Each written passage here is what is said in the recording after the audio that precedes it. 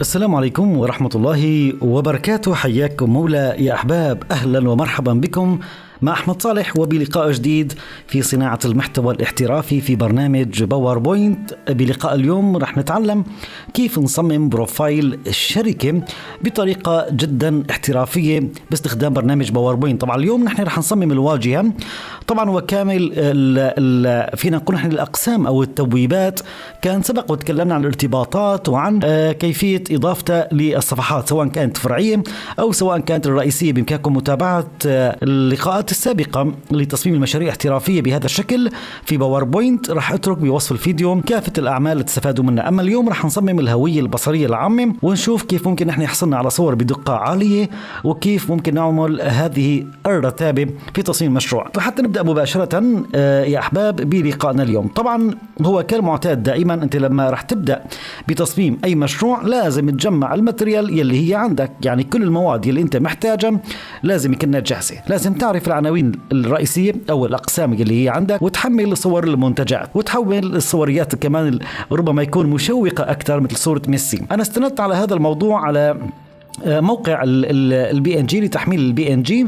راح اتركه ايضا بصندوق الوصف. تكتب بخانة البحث احذية رياضية بيطلع لك يعني العديد من النماذج. بتحمل بطريقة جدا بسيطة اي نموذج على بالك، وايضا تكتب كمان ميسي مثلا او تكتب اي مسمى يعني اي لاعب ممكن يضيف طابع جميل لتصميم الهوية البصرية اللي انت شغال عليها. كنا المشروع الان بيستهدف شركة مبيع احذية رياضية. طيب القيمة الافتراضية رح ناخذها اليوم، يعني احنا بعد ما جمعت المواد كاملة كيف بدي أحصل على نفس المنتج لكن بأكثر من لون. لذلك رح نتعلم ميزة إضافية في برنامج فوتوشوب. خليني أختار أحد الصور وأخذكم إياها على برنامج الفوتوشوب أو بموقع الفوتوبيا إذا كان مش متاح عندك برنامج الفوتوشوب. الآن هذه الصورة مفرغة مثل ما أنا شايفين، صورة مفرغة حملتها من نفس الموقع، لكن أنا بدي أطلع من نفس الموديل أكثر من لون.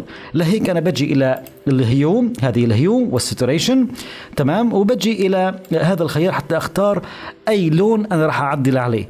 طالما أن اللون الموجود اللي راح أعدل عليه هو الأحمر فبجي بختار هون الريدز أو الألوان الحمراء، تمام. الآن التدرجات اللونية بجي بختارها من مؤشر الهيو وعندك كل الألوان موجودة، بس بنكر وبسحب لحتى يتغير معي اللون بخطوة بسيطة ومهارة جميلة أعطيكم إياها اليوم. بس اعتمدت على هذا اللون، بضغط على كنترول شيفت مع حرف الاس لحتى ابدا بحفظ الملف. بجي بختار صيغه البي ان جي وبضع اسم الملف وخلاص. الان بيكون انا صدرت معي اكثر من صوره وجمعتهم واصبحوا عندي اياهم جاهزات للتصميم. رح نبدا بالتصميم باختيار شريحه جديده. رح انقر باليمين ونتوجه الى تنسيق الخلفيه ونختار التعبئه متدرجه واحذف علامتين تدرج واترك علامتين. بجي طبعا بختار يكون عندي بشكل زاوية، تمام. بجي إلى اللون الأول موجود بهذه الزاوية وبجي بختار وليكن عندي اللون الأخضر والثاني المقابله هو اللون الأزرق. أنا هذول الألوان يلي استخدمتهم لكن ليسوا بهذه شدة اللون يعني إشباع اللون. لهيك أنا بجي بختار اللون الأول وبتوجه إلى ألوان إضافية ومنقلل بالكثافة اللونية، تمام، بهذا الشكل. نفس الشيء اللون الأخضر بجي إلى ألوان إضافية ومنقلل بالكثافة اللونية بعض الشيء لحتى أحصل على تدرج بهذه الخلفية. نتوجه إلى قائمة الإدراج ومن أشكال بنختار المستطيل ذو الزوايا المستديرة وبنكر مع السحب لأرسم مستطيل بزوايا مستديرة وليكن معي بهذه المساحة. رح نقلل شوي بانحناءات الزوايا وبتوجه إلى تنسيق الشكل وبضبط المحاذاة إلى الوسط وإلى المنتصف. راح اتوجه الى اطار وبختار للشكل عندي اياه بدون اطار والتعبئه تكون عندي اياها خالصه باللون الابيض تماما. بجي بختار منه كنترول زائد دي اي تكرار وبجي بختار منه التعبئه متدرجه بنفس الوان الخلفيه. اما اذا حبيت انك تعكس الالوان فالموضوع جميل مش بطال يعني، تمام، بهذا الشكل. خلني اضبط الاشكال فوق بعض البعض أو تستعين من تنسيق الشكل طبعا بالمحاذاة إلى الوسط وإلى المنتصف، تمام. أضغط كنترول مع الشيفت ومنصغر شوية، تمام، يعني فينا نقول نحن تظهر معي الحواف البيضاء للشكل يلي بالخلفية، وبجي إلى الارتفاع ومنقلل كمان الارتفاع ليكون معي مثلا بهذا الشكل، عشان يكون عندي موضع الأيقونات والأقسام يكون عندي إياه بالجهة العلوية. رح نتوجه إلى إدراج مرة تانية، ومن أشكال بنختار أيضا الشكل المستطيل ذو الزوايا المستديرة، وبنقر مع سحب لأرسم مستطيل معي بهذا الشكل، وخلني أنا أقلص الزوايا تكون معي أنصاف دائرية. بختار له بدون إطار، وليكن كون احنا شغالين على اللون الأخضر واللون الأزرق، خلينا نختار اللون الأزرق الغامق، تمام، لأن هذا درجة من ألوان اللون الأزرق المستخدم. بتوجه إلى التأثيرات وعندي الحواف الناعمة، وبنقر على الحجم وبزيده، ممكن نحن نوسع كمان شوي. طيب رح نسحب للأسفل وبجي بعطيه إرسال إلى الخلفية. الآن لاحظوا الجمالية اللي حصلنا عليها بأسفل الأشكال، هذه منطقة العزل حصلت عليها بشكل جميل باستخدام إدراج شكل عبأناه بلون واخترنا له حواف متدرجة ناعمة. طيب الكلام جميل جدا لحد الآن. رح نتوجه ونختار المسميات. هذه المسميات طبعا أنا رح أترك بوصف الفيديو الملف كامل تستفادوا منه. رح أضمن معاه أنواع الخطوط أو أسماء الخطوط، هذا اسم الخط، هذا هو اسم الخط، لحتى أنت يعني تكون قادر على البحث عنه وتحميله. أنا رح أرسلكم ملف متضمن أسماء الخطوط، يعني أنت فقط يعني لما تشغل الملف هو رح يكون موجود معك بنفس نوع الخط. بتيجي بتحدد هذا النوع الاسم، تختار كنترول سي، تتوجه الى جوجل وبتكتب يعني داونلود فري او فري داونلود، تحميل مجاني، وبتلصق الاسم فهو يعطيك الموقع لتحميل الخط مباشرة. ممكن احنا الان حتى ما نطيل من مدة الفيديو اختار كنترول زائد سي للاشكال مع نصوص كاملة، وكنترول زائد في ممكن نحن نوسعهم بمكان معين وليكن معي بهذا الشكل. طيب خلني فقط ممكن أسحبهم للأعلى شوي لأني حجمهم بسيط، ونعطي تكبير بالارتفاع لهذا الشكل. تمام. إذا عندي اللوجو، عندي سلة للشراء، عندي سيرش البحث، وعندي العناوين الرئيسية، وعندي مؤشر مثل ما أنا شايفين، مؤشر موجود على الصفحة هي اللي أنا فيها. الآن لكيفية وضع الصوريات مع تدرجات شفافة ممكن أختار هدول الصورتين، أختار كنترول زائد سي وبجي لهون بختار كنترول زائد في. طبعا الصورة الأولى رح نعملها روتيت أو استدارة، انعكاس يعني أفقي، تمام، عشان يطلع العنوان رح يكون موجود على اليمين. تمام. هاي أشياء جميلة ممكن هي تساعدك بإيحاء جميل ومعبر عن فكرة سواء كان الشركة أو مشروعك بحد ذاته، وممكن استفاد من الشفافيات الموجودة بإمكانيات البرنامج حتى نعمل هذا المزيج الجميل. الصورة الثانية جميل وجودها، بختار انعكاس أفقي لأن هي رح تصير عندي من الناحية اليمينية، ومنطلع رجل شوي يعني إلى حتى للخارج حتى تعطيني مظهر أيضا جميل. بموضوع الأشكال هدول الصوريات هذا رح أقوم بالنسخ مباشرة، لكن هن عبارة عن إدراج صور فقط لا غير. أنا رح أختار نسخ، تمام، ونستخدمهم مثل ما هن تماما. طيب حتى ما أطيل معكم بمدة الفيديو، فقط نحن نستفاد من الأفكار بالعموم. أما الماتريال هي موجودة ورح تكون مرفقة لكم كاملة بالملف إن شاء الله وتعالى. رح نتوجه إلى إدراج من أشكال، أختار شكل بيضاوي وبنقر مع السحب لأرسم شكل بيضاوي، تمام. ممكن أختار له بدون إطار والتعبئة باللون الأزرق الغامق، نفس الشيء.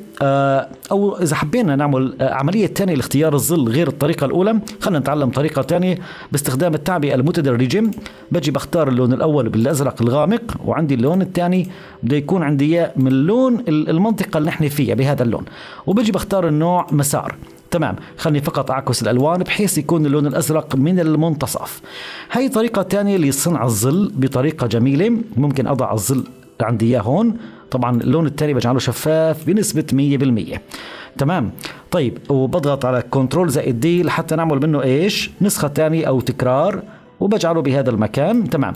بحدد على صورة الحذاء أعزكم الله، وبعطي إحضار إلى المقدمة لحتى الظل يكون عندي إيحاء وين بالأسفل بالضبط.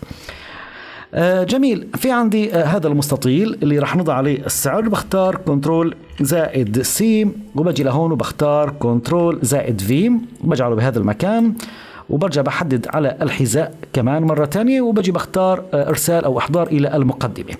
نطاق السعر أو الماركة يعني اللون مع السعر $125. ما أعتقد حد منا يلبس حذاء بهذا السعر. تمام. طيب صفي معي موضوع مثلا مثل الشريط، هذا عبارة عن خط بسيط يعني إدراج من أشكال. بنختار خط رسم، أضغط مفتاح الشيفت وبنكر مع سحب لحتى أرسم الخط. تمام. خلينا نكبر شوي لعند منه، أضغط شيفت ونصغره لهون. تمام. بتوجه إلى الألوان، بجي بختار لون وبختار سماكة لونية، سماكة للعرض يعني يكون مثلا معي هذا الشكل. وإذا حبيت من الشرط تختار له نمط معين وليكن هذا الشكل مناسب. طيب تمام. وبتوجه أيضا إلى إدراج ومن أشكال بنختار شكل دائري، أضغط شيفت وبنكر مع السحب لأرسم معي دائرة بهذا الشكل. بختار أيضا الآلة باللون الأبيض. تمام. اللون الأبيض وبلا إطار. تمام. وبختار كنترول زائد دي وخلنا نلونها بلون الحذاء، يعني باللون الموجود للحذاء وليكن بهذا اللون. أطبق الدائرتين فوق بعضهم البعض، أضغط كنترول مع الشيفت وبنكر مع التحريك للداخل. الآن الدائرتين بعملهم كنترول زائد جي أي جروب، أضغط كنترول مع الشيفت وبنكر مع السحب إلى أعلى الحذاء الثاني، وبجي على الدائرة الداخلية وكمان برجع بختار قطارة الألوان وأنا بختار اللون الثاني.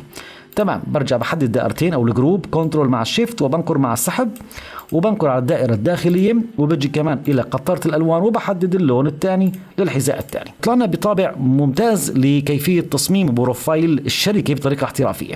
موضوع السهم ربما تنكر عليه لاستعراض أسعار الأحذية أو ألوان الأحذية. ممكن نحن نتوجه إلى قائمة الإدراج ومن أشكال رح نختار الأسهم، هذا السهم وليكن، وبنكر مع السحب نختار مساحة معينة يكون معي هذا الشكل بدون إطار، وبختار له من الألوان المستخدمة بالتصميم وليكن عندي هذا اللون أو اللون الأزرق، أي لون لا بأس بالموضوع.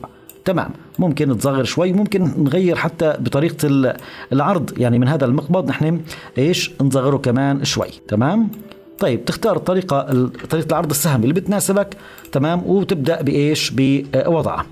طيب عندي ما تبقى عندي الاسم أنا كنت محضره، وهذا هو نوع الخط مثل ما حكيت، يعني بنفس الطريقة بتنسخ نوع الخط. خلني أحدد المستطيلين أو مربعين النص مع بعضهم البعض، وعندي ديسكريبشن اللي هو الوصف، ممكن أخذهم جاهزات إلى هذه المنطقة. تمام. أوسعهم شوي وليكن معي مثلا اسم الشركة وعندي وصف عند الشركة. تمام. طبعا هذا المربع بسيط جدا للباي ناو، يعني ممكن من إدراج أشكال بختار مستطيل ذو زوايا مستديرة. تمام. نقلله كمان شوي. تمام. وبختار له بدون خط رسم والتعبئة باللون الأبيض، وبختار له ظل يكون عندي من المنتصف. نزيد الشفافية شوي أو نقلل الشفافية شوي ونزيد الضبابية. خلاص. فالآن المفتاح أصبح جاهز بتصميمه. وكمان يعني مربع النص عندي جاهز. بختار كنترول زائد سي وعندي أيضا كنترول زائد في لحتى نحن نضع النص بهذا المكان. بقي معي أيقونات الخاصة بالتواصل الاجتماعي كما راح تكون هي جاهزة لكم بالاستخدام إن شاء الله وتعالى. ممكن نحن نضعها جاهزة بهذا المكان. ممكن نعمل بعض التحليات الإضافية من خلال إدراج شكل بيضاوي. أضغط مفتاح الشيفت وبرسم شكل بيضاوي بختاره له بدون إطار، والتعبئة تكون معي من نفس اللون. فلذلك أنا بحدد على أي مستطيل أنا قمت بتنسيقه بتعبئة متدرجة، وبختار نسخ التنسيق وبلصق على على الدائرة. الآن راح أعكس الاتجاهات بهذا الشكل. أما اللون الثاني بختاره لون أبيض. تمام. عشان يعطيني إيحاء الكرة مثل ما أنا شايفين. بسحب لهون وبختار كنترول زائد دي وكنترول مع الشيفت ومنصغرة كمان حبة عشان يعطيني مثل ما حكيت إيحاء الكرات. تمام. ممكن أرجع أحدد على الصورة وأعطيها إحضار إلى المقدمة حتى تكون عندي المظاهر بالخلف. بحدد الكرتين، بختار كنترول زائد دي وبسحبهم وليكن عندي إياهم لهون. تمام. برجع بحدد هذه الكرة وبسحبها على هذا المكان. تمام. وبرجع إلى الصورة مرة تانية وبختار إحضار إلى الأمام أو إلى المقدمة، وبيكون صممنا بروفايل شركة بخطوات بسيطة مع مخيلة جميلة. ممكن تساعدكم بتصميم، على فكرة مش بالضرورة يكون بروفايل شركة، حتى أي مشروع أنت بتقدر تشتغل عليه. عندك مبيعات، عندك تدريب معين لمبيعات منتجات معينة، أي شيء ممكن تستخدم هذه الأفكار بتصميماتك. أتمنى إن شاء الله أكون قدمت لحضراتكم شيء جميل. لا تنسوني من التفاعل بضغط مفتاح اللايك وترك التعليقات وتعمل مشاركة لهذا الفيديو، وألقاكم على خير. دمتم بأمان الله، والسلام عليكم ورحمة الله وبركاته.